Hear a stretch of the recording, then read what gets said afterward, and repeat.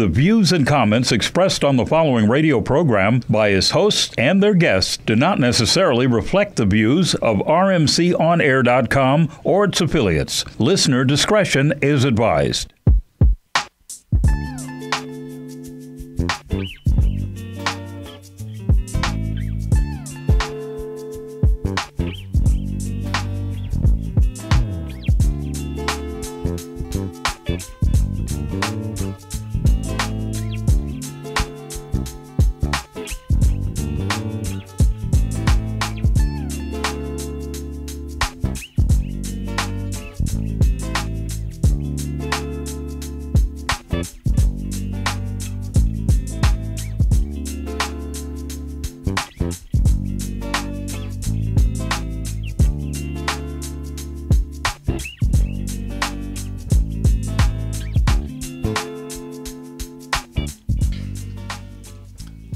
Oh, yeah, leave that music up, though.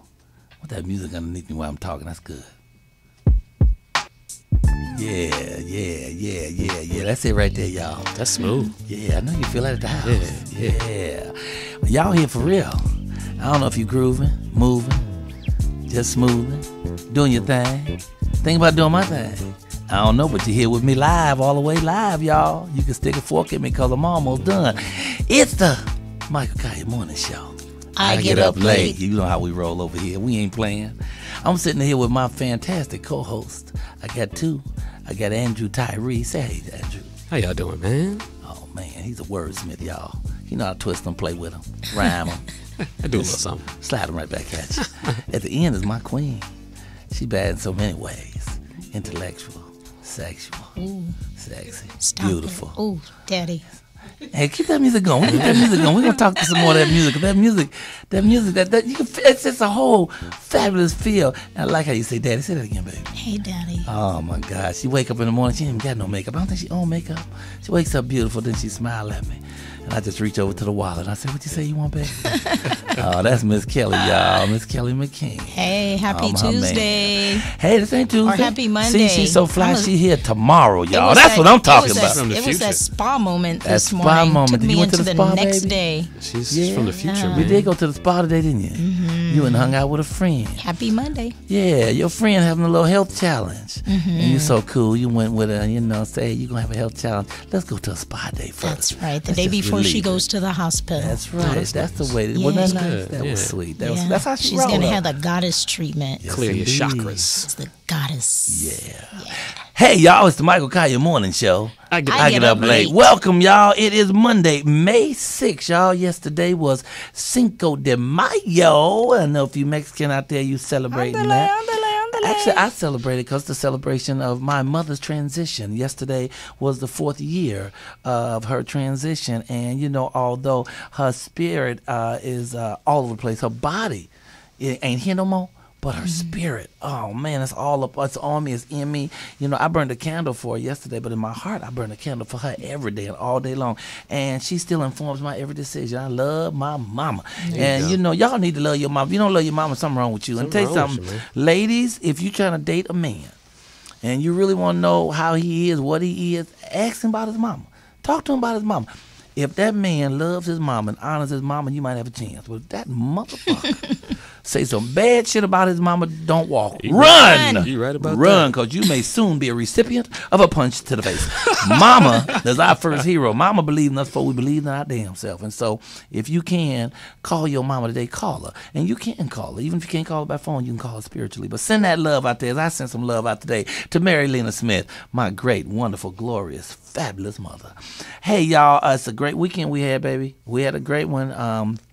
I took my man Cordell with me, my new sidekick, my right-hand man. He also produces the show. Cordell Lawson produces this radio show for us. And he went and did some road work with me. And a fine producer he is. A fine producer indeed. Cordell. Yes, indeed. He went with me. He had a couple of problems, though.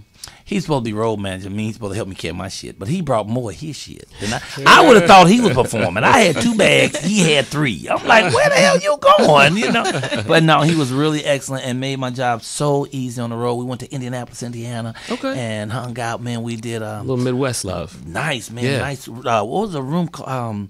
can't think of the name of the room. It was very popular there.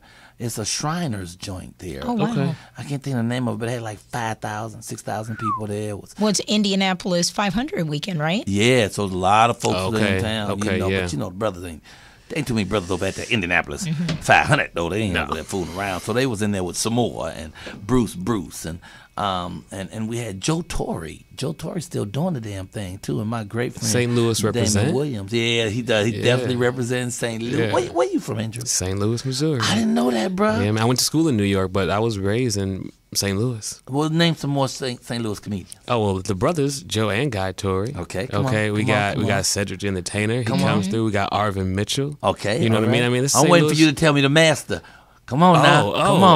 Come on. Maybe I don't know. Red Fox, Oh, pimp. oh, The man. king. Yeah, Red you're Fox right. from You're St. Louis, you're man. absolutely right. You're Love absolutely Red right. Fox, man. Red Fox could take a sentence and just keep saying it over and over, drop a word off of it, and turn it into a joke. Oh, John, let's not park here.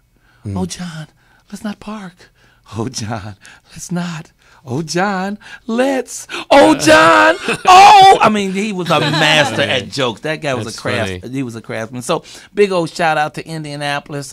It was very great. And then we went from there to Buffalo, New York. And That's where that my people was are from. Your folks came down. Your cousin came down, and your great aunt.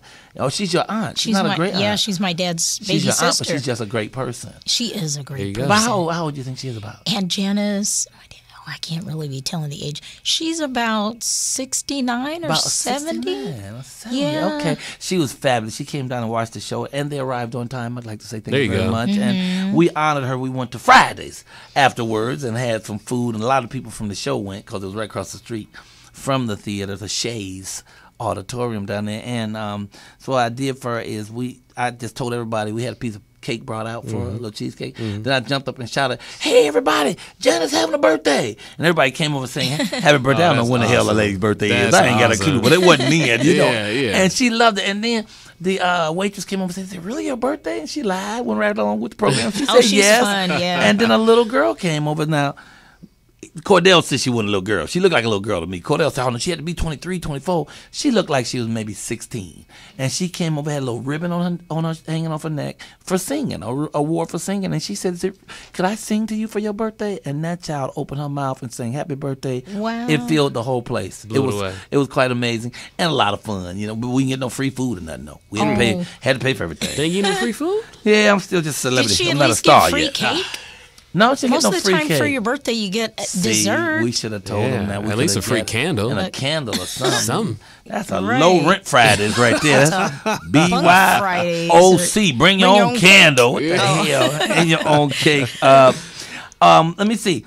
Andrew is in a group that was called the Blacks and Five. Now, Yeah, man. Just in case you don't know who Andrew is. Andrew is an award winning. When I say award winning, he won the Image Award and a Tony. Yes, sir. And a Tony Award for doing not motivate speaking, but spoken word. Spoken word. Yep. With Def Poetry Jam. Yep. And he's with a group of 4 other men. The 5 of them were calling themselves the Blackson 5, like the Jackson 5. And you'd be honored if you were in the audience watching them because they're so just smart, but also kind and also about their blackness and handsome young men. I say that because, baby, remember we went to go see them? Oh, How many women there were like was women. standing I don't outside think we in saw the any cold? guys in line. And no guys There in were line. no males and they weren't in line. complaining. And it was cold as hell. Yeah. And they was waiting to get in and see these brothers who just make you proud when you see their show. But as it turns out, they have to change that name. We had to change our name. So we want to institute a contest today, Okay. Andrew, for people to contact us Okay. and give you a name choice. I And love if you it. like the name, you don't even have to use the name. Okay. You pick the favorite name out of all the names. You don't have to use it, but you pick the favorite name you like, and we're going to give them something. How about we invite them to the show for free? There you go. For the show on the 20th. Yeah. Can you give them Yes. a pair of tickets or something? Yes. And what show are you talking about? Oh, I'm doing a show on May 20th. That's right. At Maverick Flats, the Michael Colyar show every Monday. Every Monday we do the Michael Colyar Comedy Extravaganza at Maverick Flats. That's on Crenshaw, 42nd, 4225, right down the street from the liquor bank. So after you make your withdrawal from the bank, you can roll it over because that's what a lot of brothers, they go make their withdrawal from the bank. Then they put it in a little brown bag and Hey, slip it come on into the by. club. So they buy soda pop, and every now and then you see them reach under the table, that little bag come up. No, they don't. They don't That's do that. funny. But we haven't been known to do that. So, no, we're right down from Liquor Bank. It's Stocker and Crenshaw every Monday. And tonight's show is going to be off the chain. I ran into Bishop Don Juan at my bank in Wells Fargo. That's where players meet, the ballers, shot callers meet, where they keep their money. Anyway, he was there, and he's thinking about coming through to do the famous Players Walk with us today. But every Monday we do the show. It's about 8 comedians. We do it from 8:30 till 11. But on May 20th, that's not May 20th. That's not the next Monday, but the following Monday. That's 2 weeks from today.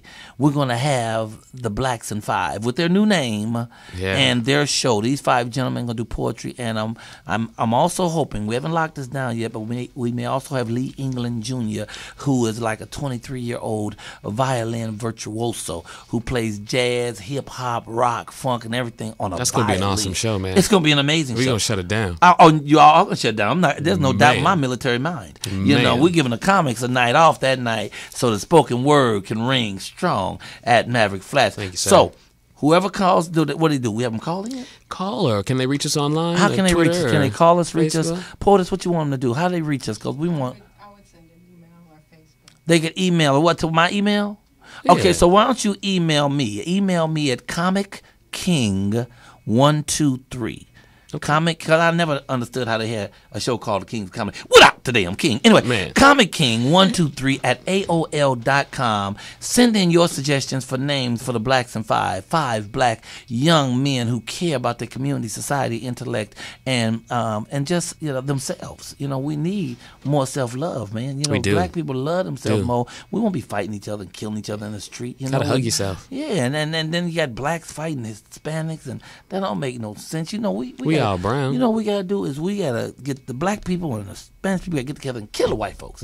I'm just joking. Please remember, none of the things we say are part of the state. I just hope we have a car when we get out there. Oh, we got 2 minutes. We gotta wrap this up. So before we move in and get our first guest for the day, let me make sure I get everything out the way. Constantly go to the chat.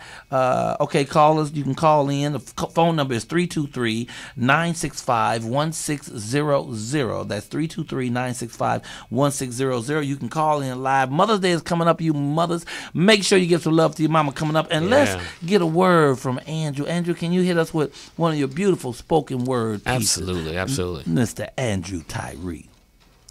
This is for completion, for growth. This is for baptism, white, wet, dripping with sin. This is for elevation. Sitting on your father's shoulders just so you can see the white elephants. This is my spiritual pick-me-up.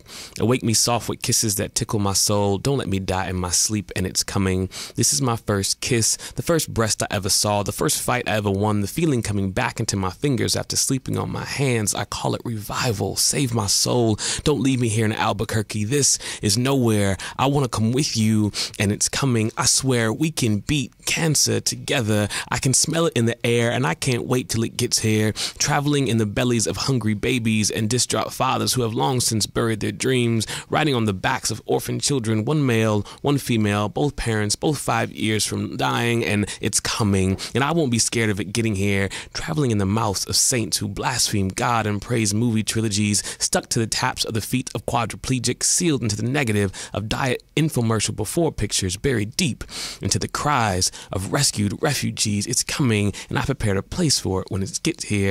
It's been touching down in the hearts and soul of men and women since the beginning of time, sending ignorance and complacency, fear and spiritual emptiness, running scared, screaming frantically, drowning itself in the Red Sea where the word, coincidentally, began. It's been dousing wars and healing broken hearts, bringing lost pets with last names home to mothers who can't have children, only revealing itself to those who have the moxie to let it come in and take over. And it's coming. Poetry is coming, because I told her I would neither write nor wish again until she held my hand and turned my pages. So with ink for blood and lead for bone marrow, she's turned her spine to spiral and opened herself to me.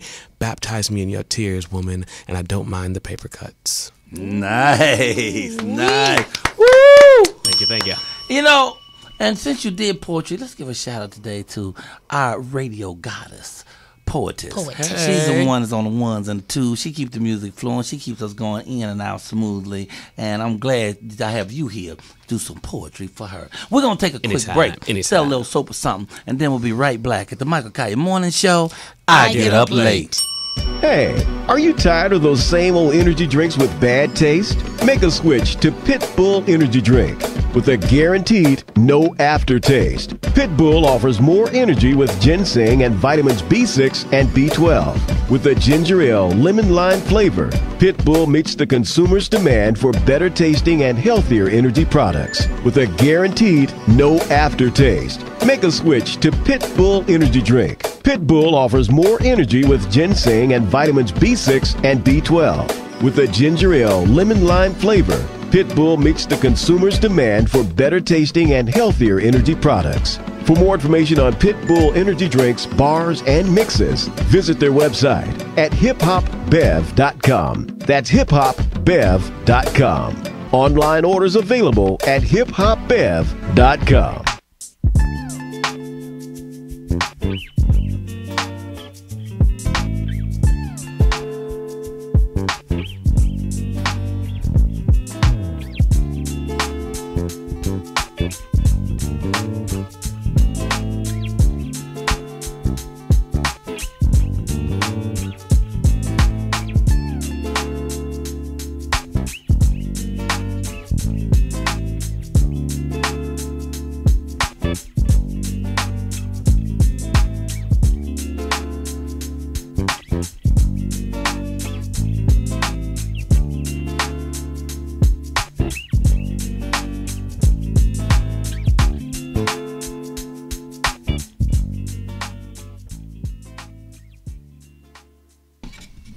And we're back. It's the Michael Colyar Morning Show.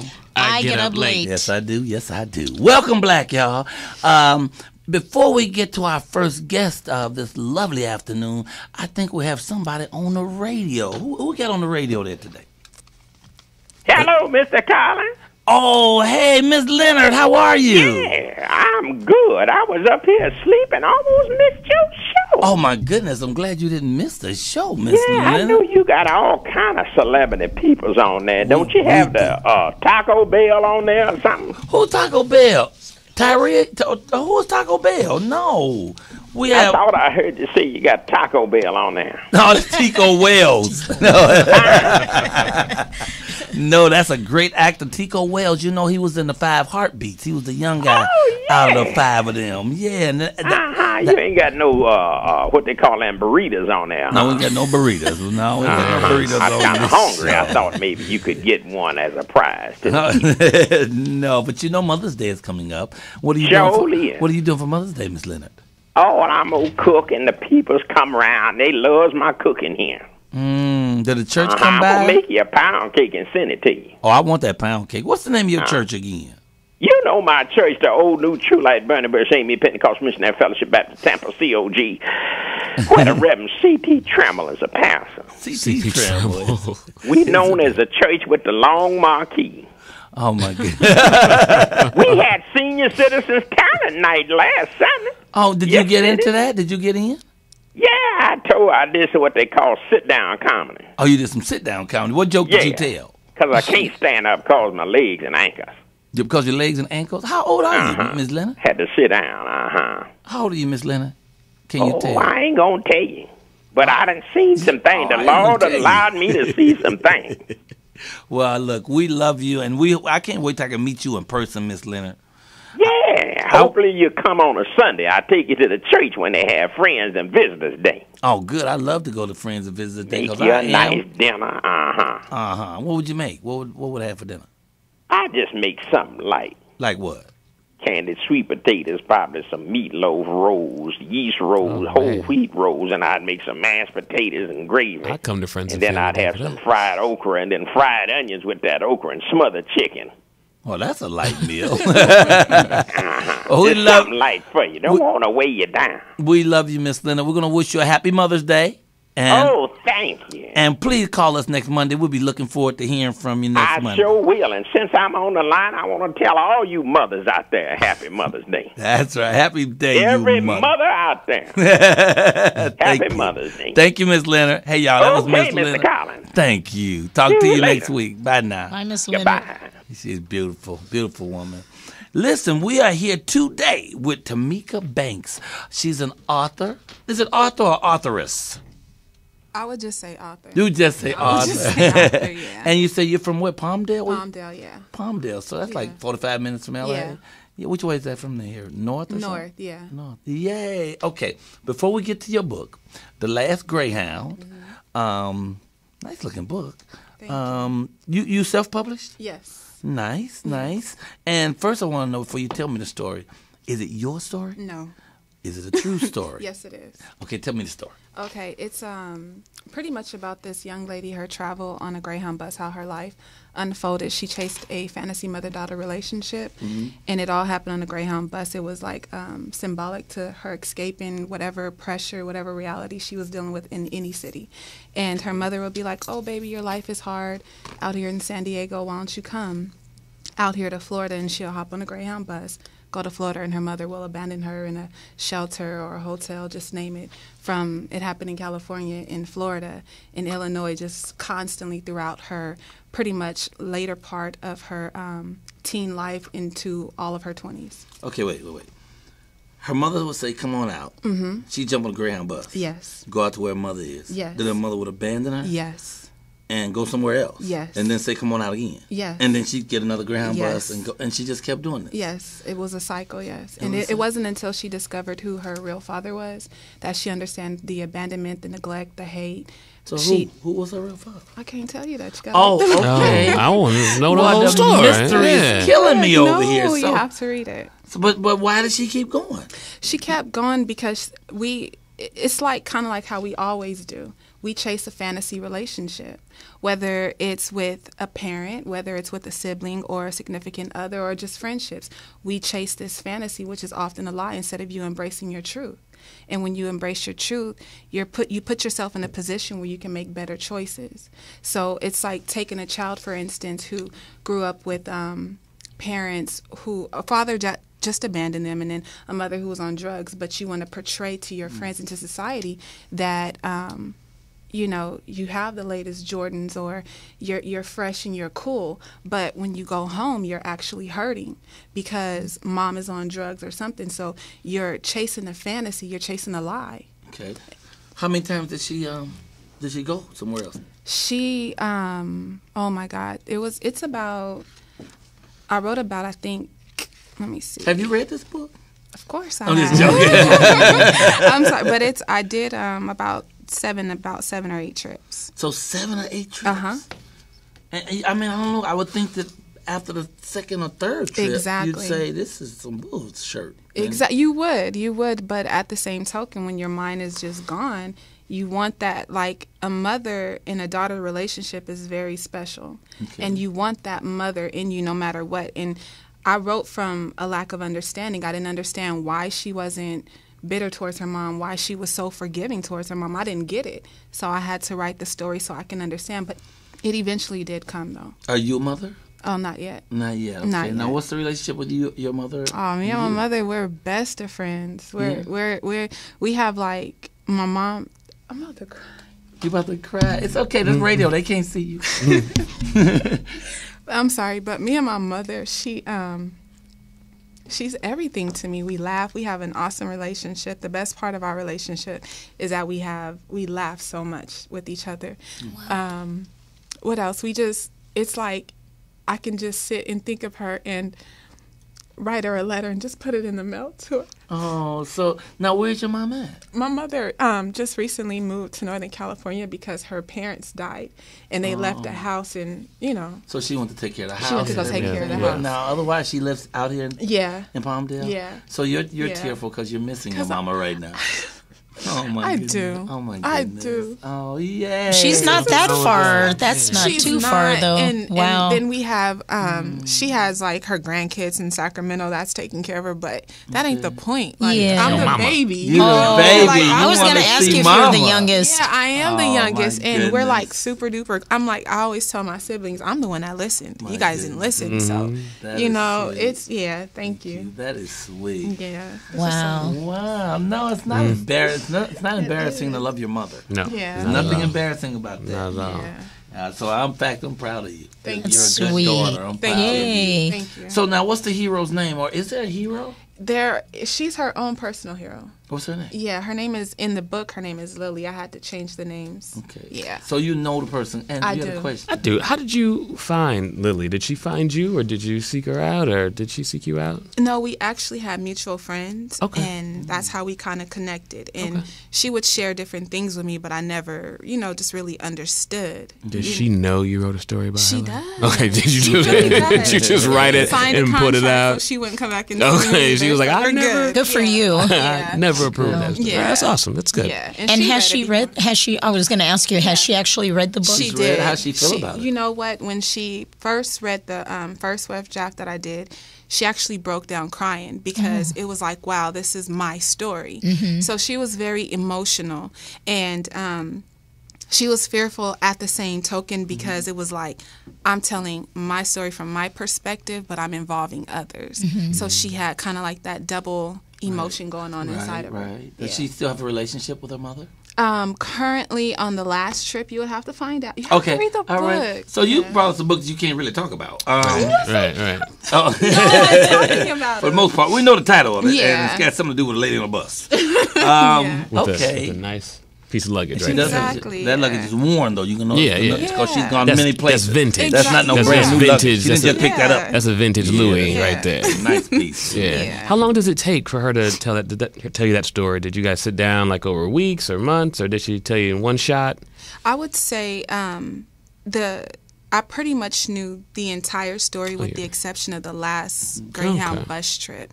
So it took a total of 4 weeks to actually write the story. But it was like as we were writing, she was actually living the last Greyhound bus trip. So we started. I start from from the last trip just to give the reader some of the emotion so you can understand what it's about, and then we go back to the first and we conclude at the end. So is this your first book? It's my first, yes. And so how long did it take you to write the whole thing from the thought to the? From the thought to pretty much where I sent off to get the copyright, it took 4 weeks. And then you have to spend months doing editing and adding and subtracting and stuff of that nature. Well, I appreciate you coming in here talking to us about it. It's The Last Greyhound by Tamika Banks. And where can we get it? Self-published. Go ahead. You can get it on my website, thelastgreyhound.com, and there's a direct link that'll take you to Amazon so you can purchase. You can also hit me up on my website. Where I'm can not on they my hit you website. Tell them. Okay, so I have Instagram, which is Tamika Banks. Okay. I have my website, Wait, I thought Instagram was just pictures. I mean, but still, you could write to you on Instagram. I mean, but you can do like comments and stuff. Like, you can do comments. Okay, yeah, go ahead. Yeah, and so that, and then thelastgreyhound.com, and what else? I don't know. Do you have Facebook? No, I don't personally, but my book does have Facebook, The Last Greyhound. Oh, so you can go to you can go to the Last Greyhound Facebook and like page, the page, like the page, and then they can even write you that way. Yeah, you can write me that you. way. Yeah, but and then also on the website too, there's a link to connect you directly to my email as well. Okay. So yeah, and also too, I just want to say that this is my first book, and I am trying to push it for a film. So any screenwriters, please contact me. Yay! And who would you have play her? You know who I want to play her? Journey Smollett. Oh, Journey Smollett. I know Journey. Yeah, you do. Yeah, great actress. She's amazing. Yeah, I would love for her. You will all right. see her. Well, we're gonna have to run and sell something now. I don't know what That's we're selling, fine. but we're selling something. So we're gonna take fine. a break. We'll be right back. It's the Michael Colyar Morning Show. Wait a second before y'all say that. This is Tamika Banks, and we get up late. All right.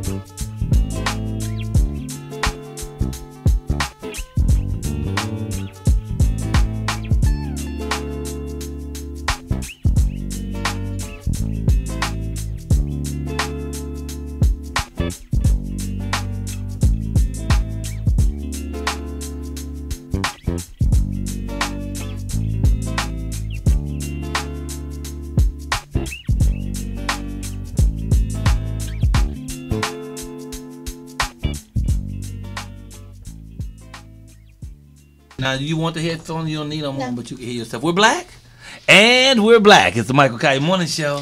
I get up late, and man, oh man, I'm very excited about this next interview. This young lady, can I encapsulate really quickly? And then you're going to tell your whole story. I'm just going to say quickly all the kind of stuff you've been through. You went through hardships in a relationship, abuse for a long time. You have 4 kids? 6. 6 kids. 6. And then decided that you had to make money to raise them kids, and you started selling drugs, and is that right? And then from there you started taking drugs, and then in that perspective, but differently. Give me the whole story. Give me the story in your words. I love this story. Go ahead. It started out, I was in 15. I had my first daughter. Then I went to live with her father when I was 16. Okay. And then things were good until he was very abusive. I find out maybe a year later. I'm 16 now. He's 23. Then he turns 24. So he was 8 years older than me, and I didn't know. You didn't know that? Okay. I had no idea. Right. So as time went by, the abuse just started to escalate to more and more violence. And then eventually he went to jail. And I was stuck with 3 kids for stealing cars, not for nothing but the violence. But I reported a lot. Nothing ever happened back then. This is in the 70s. Wow. Wait, they never done anything. No trouble for the abuse? No. He found in jail for stealing cars? Only thing they come out for is if they see you hurt, it's like, okay, let him leave for a minute. But then once they pull off, he's back. Right. Wow. So there was nothing for women. Okay. But karma got him. So. Karma got him.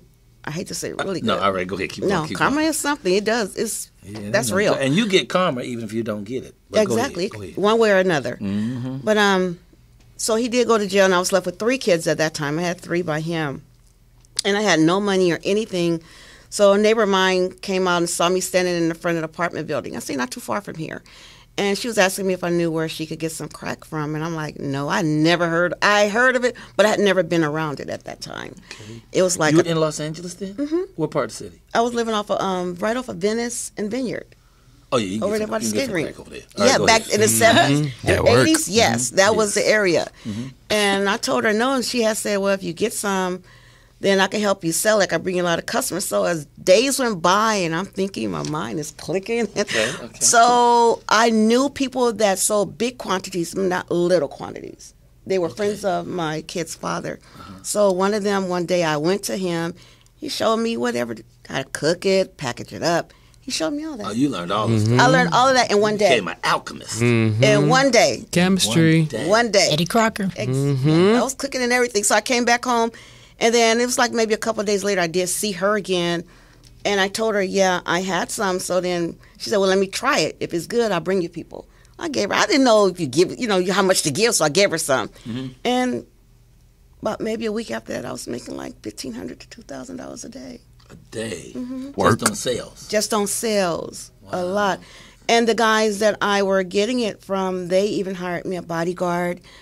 And I was selling all out of the apartment I lived in, so I eventually had to get my kids out of there because I still had my kids with me. But then things were getting so bad to where I had to move someplace else with them.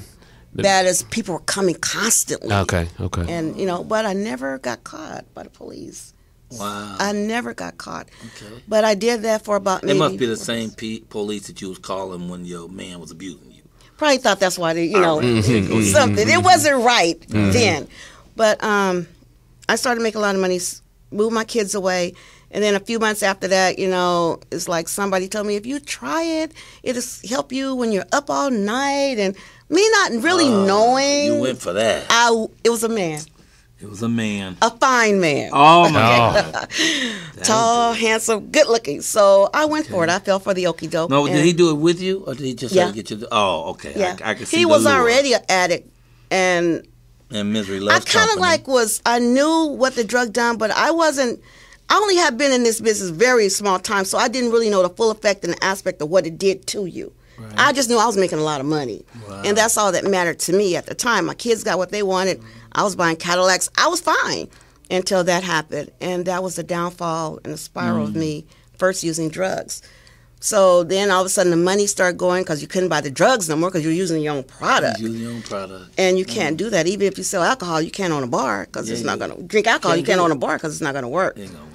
But I took my kids to my kid's father got out of jail, so I took them to him and asked him could he keep them for 3 weeks while I went to rehab. So he said yeah, but in the meantime, when I gave them to him, he took them straight to his mother. And the next thing I knew, I got court papers telling me they were taking my kids. Wow. Children's Services were taking my kids, so that shocked me into reality. But for about a week, I just still did drugs, but then I woke up, it's like, I don't have my kids. So I did stop using for 5 years on my own. I just cold turkey it.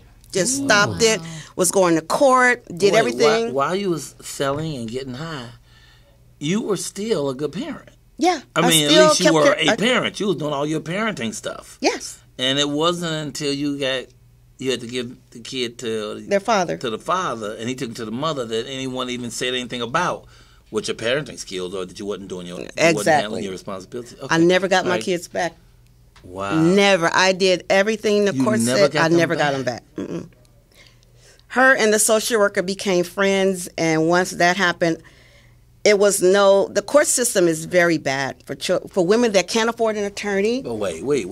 Now, what kind of crackhead were you, though? Were you a nice, beautiful, pleasant lady like you are now, or was you to the ground, to the curb, cracked out? No, I wasn't. I was not. I've never prostituted. I've never done that. I've done a lot of other things, but I cannot relate to women that come to me and tell me that they turned tricks and stuff for that. I was homeless. I lost my kids. I did a lot of things, but I've never done that. That's one of the things I never had to do. Were you a social addict, or were you not that? You were getting high. I basically got high by myself. You just got by yourself. I never went to places where there was a lot of people and you got high with. I stuck to myself because I was selling it, and then once I started using it, when I was still going to the big people to get it, they didn't know. So they would still give it to me, and then once they didn't know you were using it. Exactly, until I stopped bringing the money back. Oh, well, once the money started coming, that was a clue. Yeah. Then what was the bodyguard doing all this time? Wasn't he around paying attention? He started using too. Oh my God! Everybody. Typical. You know what? It doesn't take long. It doesn't take long before everybody in that circle around it. You know, they got the effects of making money, but they also got the effects of the downfall of using. Yeah. So before you know any better, it's delicious, ain't it? Oh yeah, it's delicious until you find out. Until you find out. When you find out and all the stuff, you lose everything. You lose yourself. You know, you lose your friends. You lose your way, and then you. First of all, once the money go, then everybody goes. Everybody go. Yeah. Everybody go.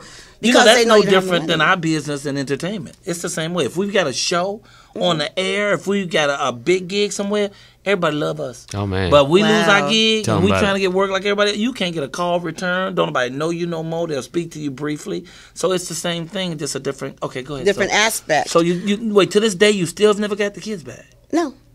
And this was in 86. But I see my kids now. I have a relationship with two of them. My son, I have one son and 5 daughters, but in that time I had 3 kids, 2 girls and a boy. And my son is still kind of distant because my son was 19. He was gone. He went with them when he was 2. When I really sat down and had a chat with my son about what happened, he was 29. Oh. That's how, and that was last year. I'm sure he's probably harbored a lot of resentment. Oh yeah, he did have a lot, and I couldn't blame him for, like I told him and my other kids, whatever happened, it was my fault. But now, how'd you turn all this around, though? Okay, that time I got clean for 5 years, thinking if I get clean, I'll get my kids back. So I got clean and everything. I still didn't get them back. So in 1990, I stopped work. I started working, so then I met this other guy. He was nice at first. He turned out to be the same way. Just like magnets, I think some of us men seem to feel that vulnerability, and you attract those type of men. Yeah. I've only had 3 men in my whole life. 2 of them were abusive. The one that wasn't, I didn't want to be with him. Wow. I did, because he was boring to me. Wow. But I met this guy. I was doing good. I had bought me a Suzuki. I was in a Suzuki Jeep Club. Used to hang out on Crenshaw. Okay. And he was in the car club. So we met. We hooked up. Then I got pregnant by him. And then we were living together. Then the abuse started with him. And then one day he lost his job. And I said, I'm clean now. This time I'm clean. I'm like, you know what? Maybe we could make some money by selling crack. So I went back to the same guys I knew. And they knew I was clean and doing good. So they gave me some more to sell. And we did good for a minute. But then with him, the same scenario, the cheating, the abuse started to get to me. And then I figured out what my trigger was. Men that abuse me. Bastards. Once you Bunch of jerks. once you find out what your trigger is, you're good. Yeah. So I was in the bathroom one night, and he walked in there, and he caught me. He had no idea that I had done it before. But then I was on drugs with him. So our house got raided. He went to jail. We started selling a lot of drugs.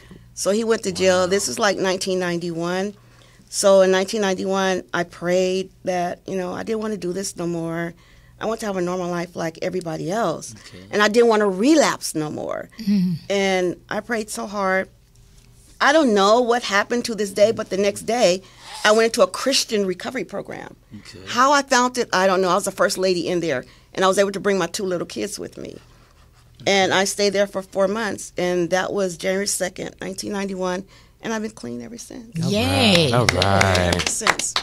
That is likes that. First of all, no one has a normal life. Anyways, forget about that. Nope. Find that. Some have hard, some have easy, but there's not normal. But it's it's the life you make and what you want. You found God in here somewhere, and that's the whole thing. Once you find God in there, because God's always right there, but we sometimes have to find Him. And that's what it took for me then. Yeah. I found Him, and from that day on, I had said that if He ever took the taste, not stopped me from using drugs, but just took the taste away, I would spend the rest of my days helping women that are recovering from drugs and alcohol and women of domestic abuse. So I got out the program in 4 months, and I started a sober living home for women with kids called Courage House. Oh, nice. That was in 1992. Okay. Then from there, I came on to opening up outpatient programs. So now I make a little over $2 million a year doing outpatient. Wow. And domestic violence. This is the June issue of Ebony, which I'm in here on page 71. Page 71. Okay, let's check you out. Yeah, what I do for the women and the teen moms in our community. Girl, I ain't been able to get into Ebony yet. That's me. Oh, I love this picture of you. Picture. Back from crack. Okay, we're going to hold that up right there. Back from crack. Congratulations. Thank you so much. That's awesome. Yeah, that is cool. That's amazing. That is so cool. Let's talk about that $2 million. What are we going to do with this money? That's what I'm trying to figure out. I still today help women, and I still today help people. They got 2 pages, not just one. Let's see what else you got, Mama. You got a 2-pager on. Wow, that's awesome. I deal with teen parents, and I love helping them. Although I believe God existed, I hadn't really thought of Him as someone I could call on. Until then. Mm-hmm. So how important is God in your life now? Oh, He is the only man in my life. I'm not being abused anymore. Okay. I've got the courage to leave my husband. I'm good. Do you think you'll ever want a man again? Oh yeah, but not right now. Okay. I have to still work on me. No way. Okay. They're out there. How young are you interested in? Is the question I'm asking. I just don't know. Well, I met your daughter out there. That's my youngest. And that's your youngest. That's my youngest. Okay. She's with me all the time. Well, what I want to say here is I see that you haven't given up. No, never. You've never given up. You haven't given up hope. You went through all of these terrible things, and you keep bounding back. The first time you rebounded, then you got back in with the same nonsense, and you rebounded, and you had children. You couldn't get those children back. You went on and had more children, and you have your baby now. Exactly. So you do understand the importance of knowing that there's a God out there, and that if you embrace that God and you believe in yourself, that you really can do anything. And I want you to expand that knowledge to also know you can have anything. So you can have the perfect man. You can have the perfect life. All of that is out there waiting for you. And whatever you're seeking. I can believe in that because right now I have the perfect life. If you look at the I have a Bentley. I'm cool. Gone. The Bentley's out there? It's outside. I'm Girl, cool. I'm going out to look at the Bentley. I'm straight. We're going to take a 3-minute break because we're going to look at the Bentley. In fact, producer, please get the camera ready because we're going to take a Bentley shot while we sell some stuff. Okay, we're going to come back in a minute. I just want to thank you, first of all. I want to thank you for your courage, you know, and I want to thank you for really sticking with it, you know, not letting people knock you down. And when they knock you down, not staying down. Any fool can stay down. Yeah. But you got God, you got hope, you have spirit, and now you got the Bentley. And we like are I very proud of you. tell people now that, you know what, things happen to people for a reason. I had to find my faith in order to be where I am today, and that's what happened. I've been clean 21 years. Good old God. And I'm still going. There you I'm go. proud of you, Mama. Thank you so much. Yay. Miss awesome. Baker. We are proud of Belinda Baker here. How do they reach you if they want to get in these programs that you're doing, if they want to get in the sober living homes or to get some help from you or just advice? I have a website, which is Changing Steps Inc. at AOL.com. Changing Steps or ChangingSteps.org. Or .org. Or you can Google Belinda F. Baker and you can see my website. She's Googleable, y'all. Google her. I'm a motivational speaker. What about Facebook? Facebook is Belinda F. Baker. Belinda F. Baker. Yes. And I want to talk to you later about that motivational speaking you're doing. Yep, Give her a round of applause and send some love to her and her folks. That's Belinda Baker, y'all. And we'll be right back.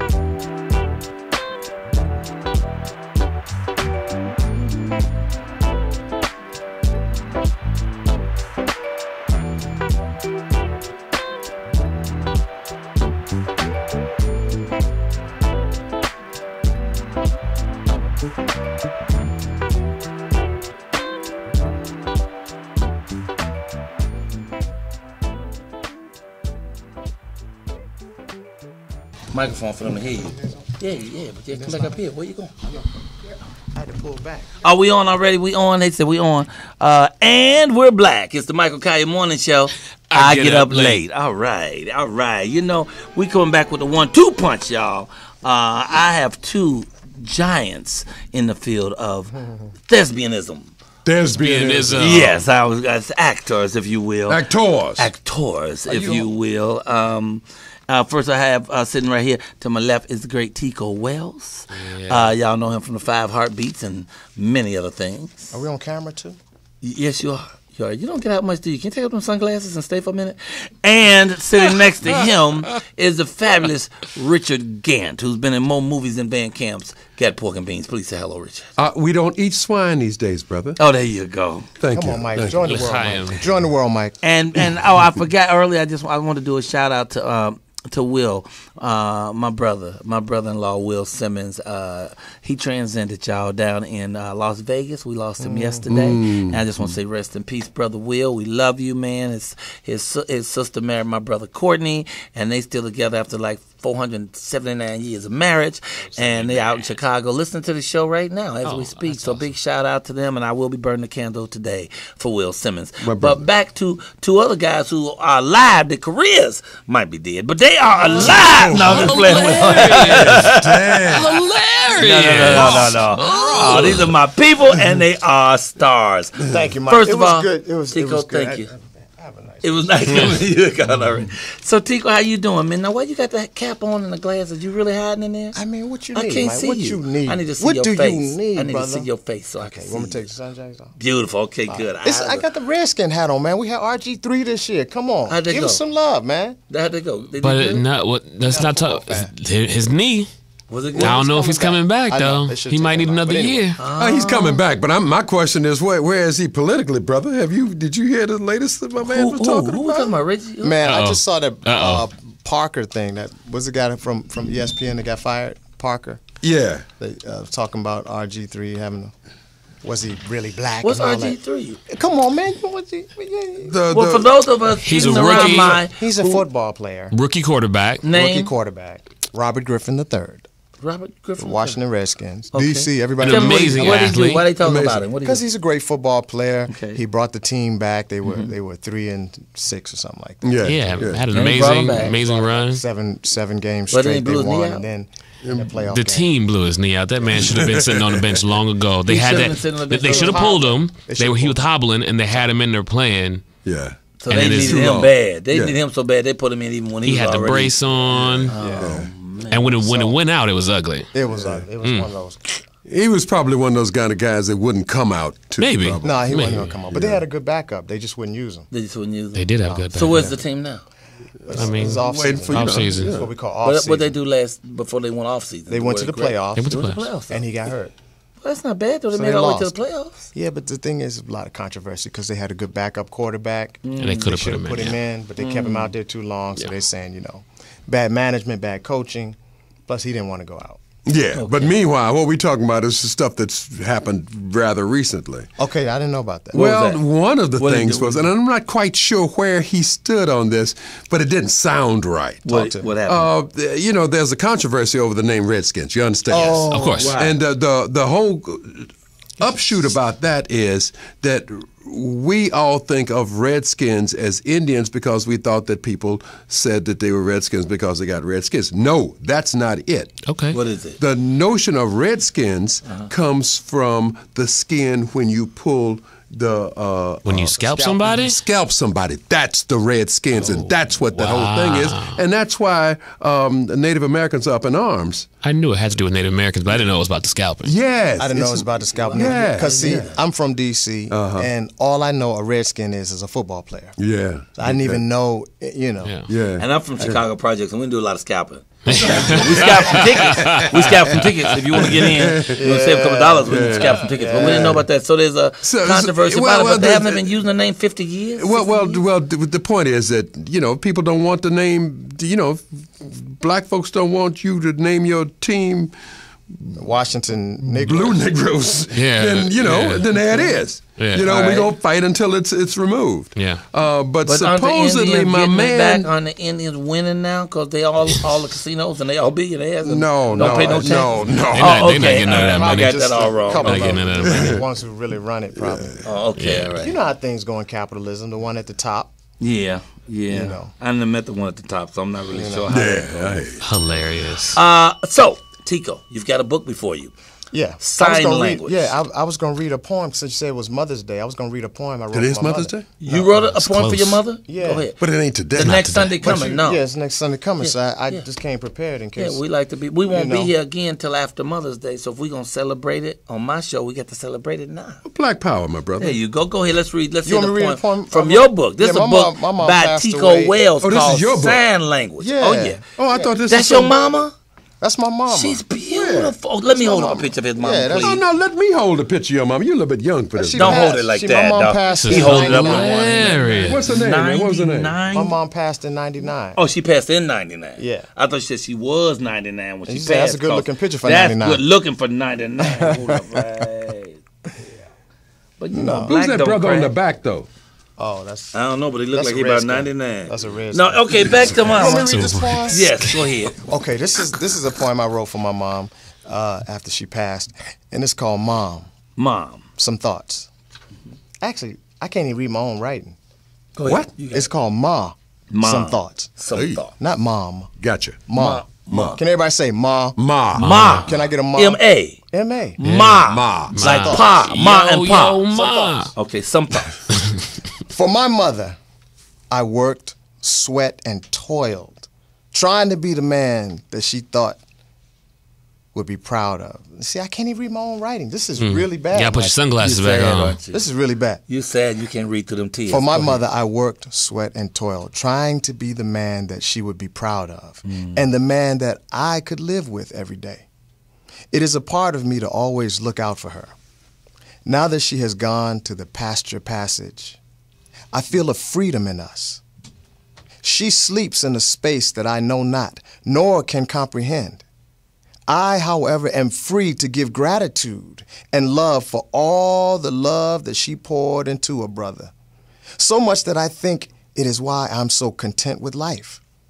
She gave me so much I never needed for anything other than interdependence, as I rose to become chronologically and spiritually more advanced. Her gift to me was a warm leash that she would gently tug to keep me out of harm's way or to repair me from life's bumps and bruises. She believed in working hard, following that philosophy daily, going to meet the mule at ungodly hours of the morning, so inspired to get to her desk, then come home and watch her soaps that she would tape, and then fall asleep to the companionship of that TV box, her lover. It's funny that once she passed, I came to realize that my entire life was built around pleasing her in some way, and that I now had to shift to create my life without her on the physical plane. She is with me, but in such a new way that I must embrace this life-expanding change. I must learn to exist for what is inside of me and not to be mother's good little boy. I've been thrust into mandom and adultdom, and it is at present very exhilarating and powerful. Thank you, Mom, for giving me the foundation to thrive and soar. Your son. Well done. Love, your son. Nice. Yo, Ma. Well done. Nice. But let me ask you a question, Not bro. to say- That's very nice. Very It is Congratulations. I didn't know you had that in you. But when were you a good little boy? Uh, When was that, brother? Now, I've known you for 22 We all years, got different things from that 25 poem. years. I got from that poem that she kept him on a short leash, made him work a lot while she watched soap operas. No, I'm not sure what you got out of it. At least I'm glad that he's got around to getting to his mandom. That's what's Right, important. right. Mandom is Because important. I've been working on my mandom for a while. Yeah. Lately, I'm Mandom. almost How you like there. that one, mandom? I don't know. I'd rather be mannish. Mannish. Remember that word? Don't girl be told me, mannish. she said, don't be mannish. I don't even think we use that word anymore. Don't Do be we? mannish. That's Do a they say country. mannish anymore? That's a They country do. word. It's coming back. It's coming back. It's coming back Coming back. for a second sweet for a cat. second round. So tell me about this book, the sign language book. Oh, this is a book that I bought. I wrote in 2000, and it's a book of stories and poems, and you can Do any of your poems rhyme? the old school poems rhyme. Yeah, I like poems that rhyme. I They're got my read favorite. something in the back. I got some rhyming. Something that poems. rhymes because I like. I mean, I'm not deep enough to get into Here you poems go. that Here, don't rhyme. read that one, Mike. Sexually unaware, sexually we compare. How will I know that sexually I'm there? Well, you'll feel it. Okay. Sexually desire, sexually on fire, cajole to be sexually for hire. Okay. See. That's hilarious. Owen, sexually average, all right. Sexually every freaking night. Sexually a routine feeling. Sexually uptight. I think that's just about right.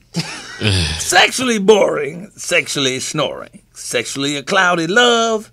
Sexually rain is pouring. Now you just ran out of shit at that point, didn't you? Okay. Sexually grown, and this is GROAN, not WN. Sexually grown. Sexually leave home. Now these ain't rhyming no more. Sexually soothe your own when you're sexually alone. So this. It's about masturbation. It's very clear. It's about masturbation. Very clear to all of us. You wrote this one with one hand on the Vaseline jar. Yeah. You know, that is a straight up masturbatory. You know, that's somebody's experience. life. That's somebody's life right there. They start out, they don't know anything, and then they end up. But no matter how they started, where they went to the middle, or how they ended, we're doing double section. We ain't gonna break. Can we keep going without a break on this? We're gonna keep straight on through because this is a double the fun right here. So they began sexually, they end sexually, but it stays sexual throughout. It stays sexually now. Do these people ever work? Do we do anything besides slave the house? That's and when yourself? it gets boring and snoring. Okay. You know, if anybody's ever been married, sometimes you know if they don't know how to keep things straight, then it can get in that fourth section right there. What were you thinking when you wrote this? I was in college, man. I was like 19 years old, and I thought I was being deep. I thought you said you wrote that in 2000. I did, but I got like the last poems in the book are from when I was a lot younger. See, there's 60 poems in there. My dad was 60 when he died, and my mother was getting ready to turn 60. So I said, I'm gonna put 60 poems in the book. Okay, but like 16 of them. You always like to create words. I do. Like you said, your mandem. Now you got a poem here called Timage. Timage. I thought it was deep, man. What timage is it? It's kind of like sandwich. Yeah. It's sort of like sandwich. It's like sandwich. But it's got something to do with a watch. Yeah. Okay, all right. That's the book. It's called Sign Language. Messages from the heart, the soul, and beyond. Messages from the heart, the soul. What's that? Is that an elephant? Yeah, my cousin drew this picture. Painted this. Oh, okay. Can you see that? All right. And my he cousin was big Kathy on Lowe. Elephants? She like elephants. She had other collection. She's a Delta? No. Okay. But her mom was. Her mom was a Delta. Your mom's still with us? No. No, my mother left 15 years ago. 15 years ago. Your mom's still with you? She is. Lives in Detroit. Sweet. Yeah. Detroit. Yeah. You should call her today. Tell her we call her today. Actually, ask about her. All right, I will do that. Tell I said Happy Mother's Day. Yeah, I will tell do her that. there was 3 recalcitrants. Wait, let me write that down. Now, let me ask you something, Tico. Are you still acting at all? It's hard to tell, right? Hilarious. You know what? That's a good question. I was born an actor. Okay. The business of this business, the last thing I did was a show called Bones. Oh, you did Bones? I did an episode of Bones. I love Bones. I don't know if many people saw it. Oh, I love that show. I didn't see that episode, though. Okay, it's called The Family and the Feud. You don't think you get cut on that one? No, I didn't get cut. All right, go ahead. I actually saw it. All right, The Family and the Feud. I did a play with David Talbot that was on BET last year. David Talbot need to give me some work. Damn it. Well, David if you Talbot. stop asking people if they're still acting, I've been acting all my life. I mean, I know. You're doing a fine job acting a fool. right now, but I'm just saying. David Talbot, call him up for me, man. You know I ain't David? calling David You got Talbot. David's number? I can't hardly reach him. Okay. Just all right, around go the ahead. corner from me. Oh, okay. But you know, this is what I did. What was the play called? Look, the play was called What Goes Around Comes Around. Okay. And so what we did, we filmed it for a week and taped it. And then the next day, I created myself another job. I said, David, I'm going to be your eyes and ears on the next production. Because he tore down the set the next day and put up another one called A Fool and His Money. Okay.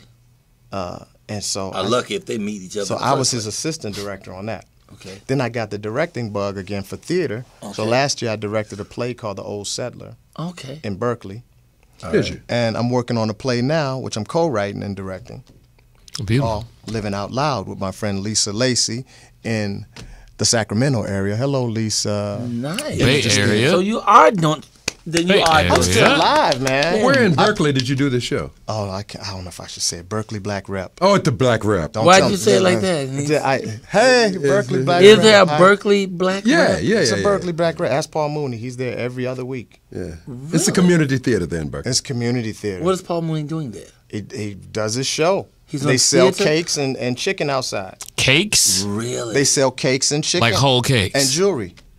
So when you go through cakes, the theater, chicken, and jewelry. Oh, and he'll go in and do comedy at the theater. How big is the swap theater? meet. How big is the theater? The theater's big. It holds about maybe 299 people. Baby, we need to get that number for the Berkeley Black Rep. Black Rep, because they doing comedy shows down there. Well, Paul Mooney does. He's from the area.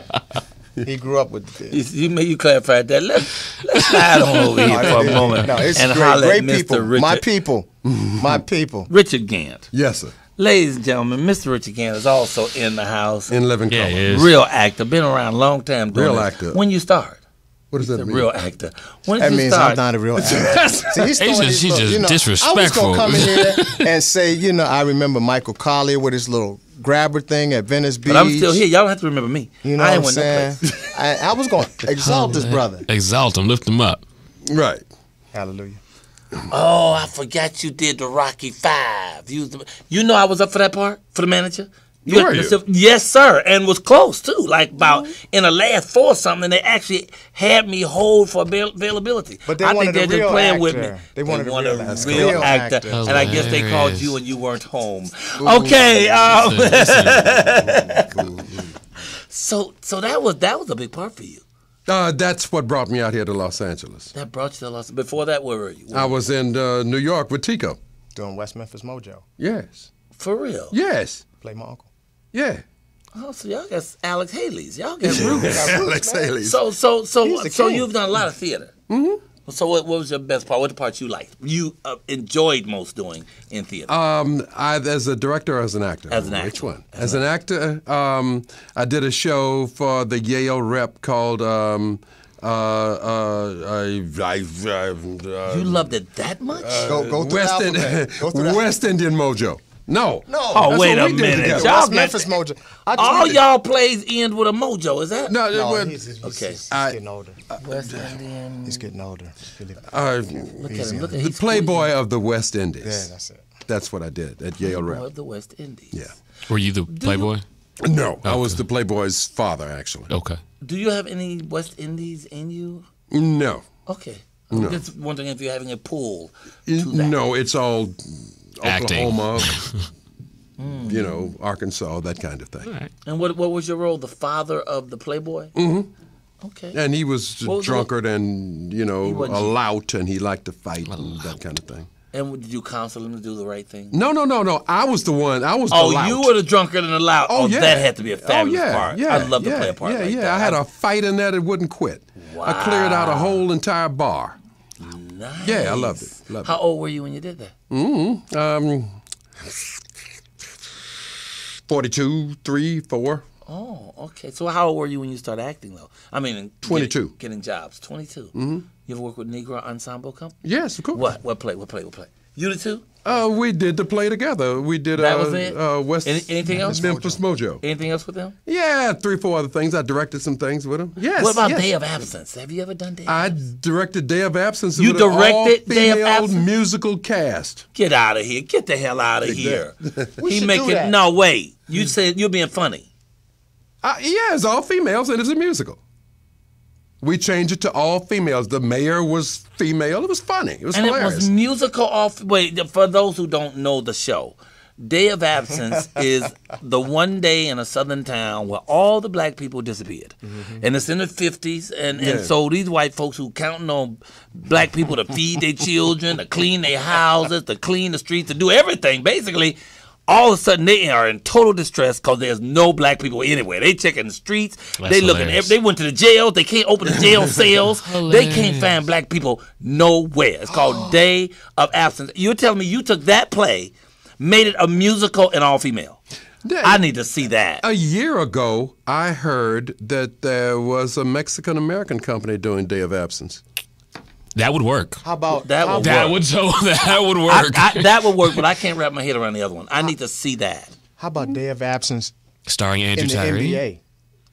the NBA Day of Absence. And then everybody be just sitting on the bench. Everybody just be sitting on the bench twiddling their thumbs. We could do sports across the board. Really, we could just do play like NBA, that. NFL. It might be a hit for you. You leave out of here. Not Major League Baseball. No. Well, actually, The I'm Latino blown away by Well, that, Cuban, by that yeah, ideal. the By whole- that ideal. What Shakespeare have you done? None. No. What about you, Tico? Any? I just did 12th Night, a play called 12th Night. You did 12th Night? What did in you play? college. Now that's supposed to be his best I played comedy, the right? clown. I played Festy the Clown. Did you? But it was double cast with the young lady. She had a little A short young lady haircut. play Festy as well? We played You the took same turns. part in the same play at the same time. So I part would of do the time one she'd scene. Wow. I would come out. Then other times I would like turn around and she would spin around and finish the scene. that's awesome. Wow. That's awesome. Did you have a beard I'm then? about to say, did you shave? I have a beard. Did you Well, look, shave, I've or did always she grow been her beard? afraid of trying Shakespeare. It's fun. People You who gotta do do it say something. it's fun. It's fun. Yeah, Denzel it's- really excels in it. It'd be great.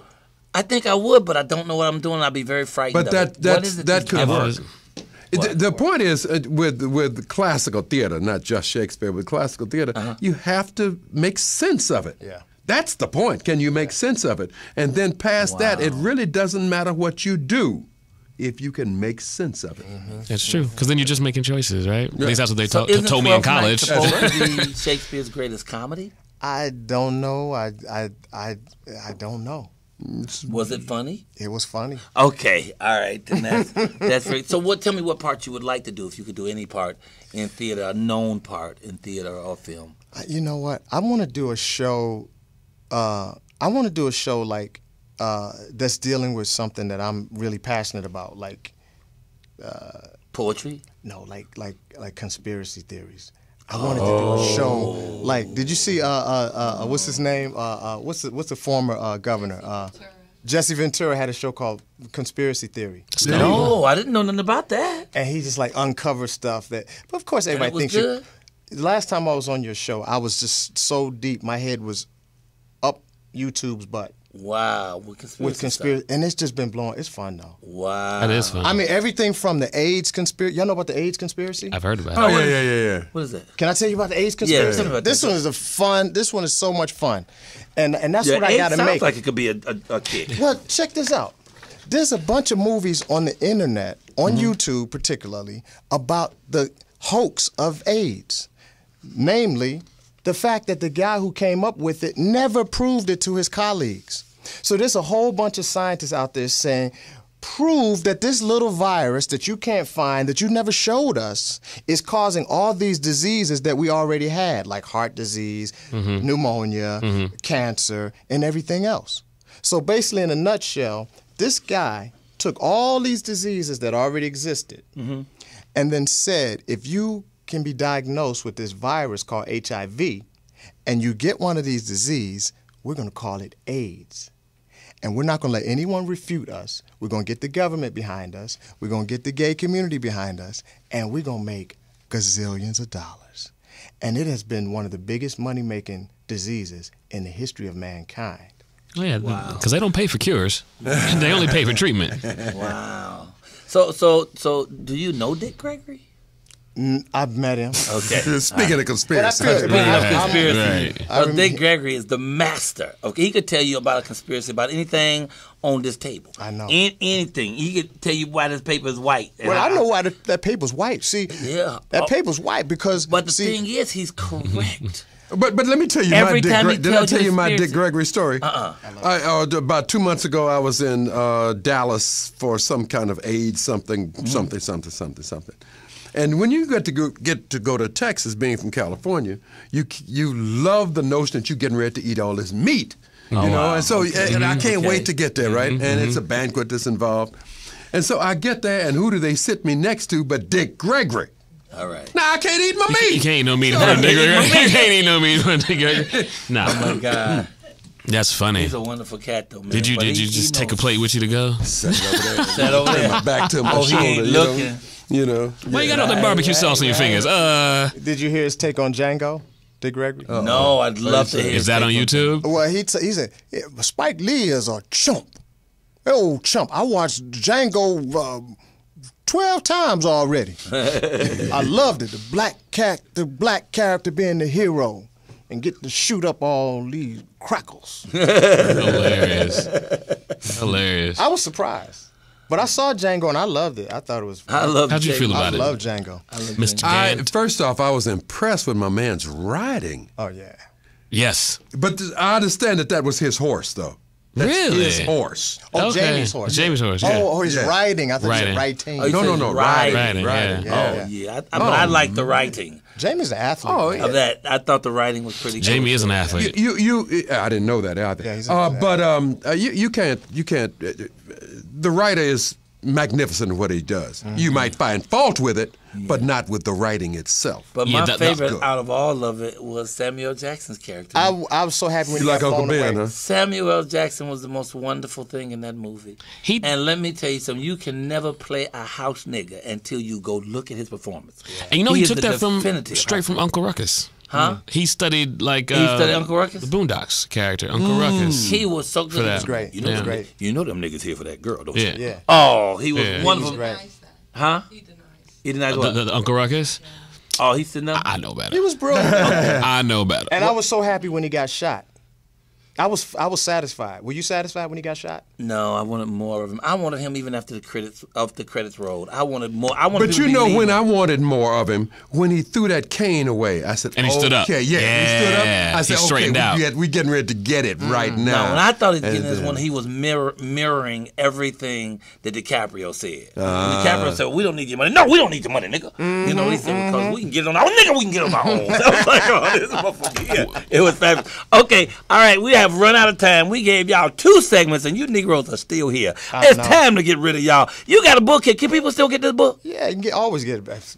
You ever heard of Amazon? They Amazon. Get anything. You can always get it. You get It's it. called Sign Language by Tico Wells. It's messages from the heart, the soul, and beyond. Ooh. And check, And and on they top can go to speak- TicoWellsBlog.com too. How you do that? It's TicoWellsBlog.com. TicoWellsBlog.com. And you on Facebook? Oh, I'm trying to make my own Facebook, man. There you go. All right. And then speaking of beyond, or should I say way out, we've also got Richard Gant. And Richard, where can we reach you and what you doing? And you got I a don't book? know. What I know is that I need a red coat. Hey, I that's all I'm need saying. a red coat. Oh, you need That's that, 5 man. heartbeat. I'm That's sitting there 5 feeling like heartbeat. I'm bleeding to death. That's 5 hearts. The next time you invite me to come, I'd like to talk about the work that I'm doing in West Africa in content management and distribution. You know what? We're going to take a 1-minute break. And then we come back to wrap the show. We're going to keep you for I thought 5 this more was- minutes so you could talk about that. I mean, if you're serious, unless you just All want to put right. the prologue. All right. No, I I mean, can if you run it just want now. to prologue it and then come back for the next show, we can do that. No. Okay, then we're going to go sell some soap because this is our last commercial break before we wrap this thing up. It's the Michael Colyar Morning Show. I get up late. We'll be right back.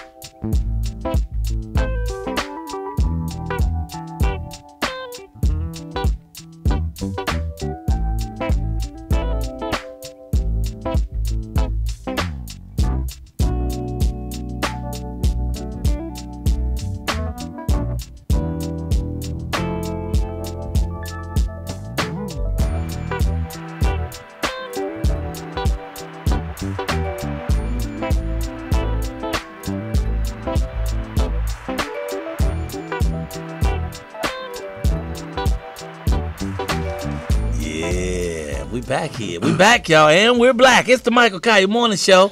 I get up late, and I'm sitting here with my man, Andrew Tyree. What's going on? Spoken word master, who'll be performing May 20th with his whole crew, currently known as Blacks and Five. But if y'all contact me at my email, comicking123@aol.com, you can send in a new name because they need, hey, stop that yarning. Stop that yarning. Okay, I got a person in here yawning. You know yawning contagious. Everybody in this damn room be yawning in 1 minute. You know that. And if you send in a name, they looking for a better name. A name for 5 black, intelligent, articulate men who care about society, who care about blackness, and who care about themselves. Come up with a good title. Send it to me at comicking123@aol.com, and we'll get you free tickets to the show that they're doing at our venue, Maverick Flats. That's going to be May 20th. Generally, we have comedy, but we shutting it down May 20th. It's going to be these gentlemen doing spoken word and the magical, wonderful violin virtuoso Lee England Jr. is going to get down, 23 years old and amazing. So you can get those tickets. What can they reach you for some other stuff there, Andrew? The Twitter is Andrew Tyree. That's Tyree, 2 E's at the end. Facebook is Andrew Tyree. And that's both of the good stuff. That's all the good stuff. So that's how y'all can reach him. Okay, now we're back and we're black. With these two gentlemen, I really want to get to Richard and find out about all this work he's doing with the African people and globally. But we're talking about AIDS, and I can't even think about the whole AIDS thing without thinking about Magic Johnson. And what kind of AIDS did he have? Well, Magic Johnson got AIDS the good 44 kind. years ago. We don't even know about it for 27. Did he get? I mean, and he ain't had a cough. He ain't had no illness. What? Or is it that the rich people got access to better drugs? Wheatgrass. Well, first of all, Magic Johnson was never diagnosed with AIDS. Right. He was. He took a test, which there's several different tests out there that test for your T cell count. There's no HIV test. Okay. That's a first myth. There is no HIV test. There's a So test. how you know if you got it? You just start coughing and people say, oh, you must. No, you go and they test you for a T cell count. Okay. And then based on a certain T cell count, they can say you are HIV possible. And you say, are you positive? And they say, yeah. Yeah, but a person determines that. It's not like a scientific So it depends on how they feel that day. It depends on how that person feels that day. You got the HIV. Take one test and be negative. You could take another test and be positive. Because it's not a science. I mean, they got the test now. You can take it home. You got the test. Well, that's so now you can take a test at home and tell yourself. Tell yourself. They're going to sell you can let yourself billion. know. They'll sell a billion of them because I know a lot of folks scared to go. Yeah. You know, I don't want to find out unless somebody had to make me know. I'm not going in to find out. I'm scared. But it's 3 different tests, 3 different companies, and they're all different. Okay. All right. Enough like on that. Credit score. Like a credit score. I have one more thing I want to say about myself before we get back over here to y'all. I forgot all about this. I was supposed to put this up earlier. Can we go to this? I want to put this up. There's a thing we're doing, a big old benefit we're doing. Okay, let's pull back this a little bit right about there. I'm doing this at the Laugh Factory, y'all. I'll just go ahead and read it to y'all. Michael Colyar presents Laugh with Friends at the Laugh Factory. And what we're doing is we're raising money for children with autism, black children with autism, and we're learning, what we call it, learning, not business, what do they call it? Challenges, learning challenges. There's this wonderful professor, Dr. Wells Wiley, who's been working with these folks for 18 years. And so we're going to raise money that night at the Laugh Factory. What night is that? June 27th. That's a Thursday. June 27th. And I'm just going to give you the information. You can call 310-649-6199 and get more information. Just put in a call to Eddie Griffin. I'm hoping he'll join me in that show. But it's going to be about 5 comedians. We're going to raise a lot of money and help some folks. So I just want to get that in. I forgot, and we're almost wrapping the show up. So before we wrap it up, I'm going to get that in. Not that's in. And y'all come to my show tonight at the fabulous Maverick Flats. That's 4225 South Crenshaw. It's going to be off the chain. The Players Walk is going to be crazy because Bishop Don Juan going to come get in the Players Walk. And the wonderful Jacob Lusk, who... Such a beast. He's amazing. Such a beast. Who was a champion over there at American Idol, is going to be singing tonight. Not to mention the big bag giveaway that we give away that's full of shit. I might have to leave my show early, man. So come by. Try to come down and see us. You might leave your show early for that one. Man. And now let's get back to my man, Richard Gant. Who wants to talk about what he's doing in Black Diaspora? The Black Diaspora.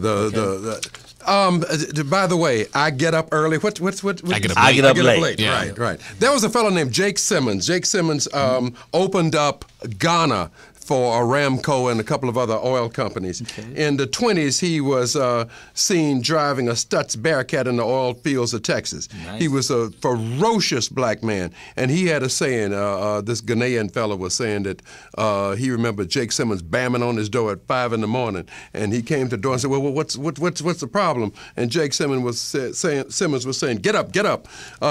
Black men don't need to be sleeping while the white man's running the world. Wow. That means we don't never get to sleep. We're going to be up forever. Right. All right. Content management and distribution. In 2010, I was coming back from Cape Town, South Africa, where me and a buddy of mine, my good friend Tico Wells knows, a guy named Duman Glovu, we had come up with an event. It was the 20th anniversary of Mandela being released from prison, and we thought that we would commemorate it, take some people over, and recommit ourselves to community service, which is what Mandela's all about now. Right. Do the march that he did coming out of prison, past the gates and whatnot. So we appealed to the government, and they gave us permission. They had forgotten that it was the 20th anniversary. Wow. And so had the ANC.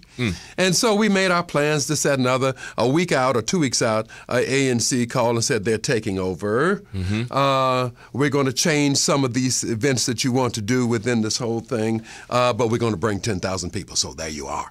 So it was a wonderful time. Okay. Coming back from that event, landed in Senegal on the way to New York. A fella got on the plane and found out what we were doing and said, well, my brother, you need to be at the 50th anniversary of Senegal's independence. Would you like to come? And I, closed my mouth. Yes, I would like to. And he was good for his word, and I ended up there in Senegal.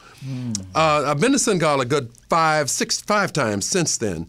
And all of those times we met with the president, et cetera, et cetera, et cetera. Okay. One of those times the president put forth a proposition to me and us, and it was to look at programming and development for something called the Theater of the Diaspora. He had got these Chinese people to build him this great, big, huge edifice, and now he had to figure out what he's going to do with it, and you got all these Americans sitting in front of you and this, theater people and whatnot, so y'all come up with some plans. Well, we submitted a proposal, and then the government changed. But the notion of a theater of the diaspora, a virtual theater of the diaspora, has sat with us. So we came back to the United States and developed a media platform, a content management and distribution platform to distribute the content of productions that would be presented at this theater from the length and breadth of Africa and the far reaches of the diaspora. Well, in the ensuing time, I have gotten so caught up in this management of content, the distribution of content, that I haven't gotten back to the original thing, which is what I got into it by, which is about production. Right. Production, that's where I came from. Yeah. But no, brother, it's about management of content. We have pitched the Nigerian government, culture and tourism, about this whole management thing. One of any country that wants tourists, basically what they do is hook up with a local ad agency who comes up with some kind of little program to promote their country. And we're saying to them, first off, if you are promoting to Europeans, you're crazy in the first. This is Nigeria. You're crazy. You got 150 million people of African descent in the Western Hemisphere. If 1 out of every 4 persons, black people walking the face of this earth, is of Nigerian descent, then you need to be pitching those people. One of the reasons that you aren't pitching those people, or anybody really and truly, is because you can't get your content out.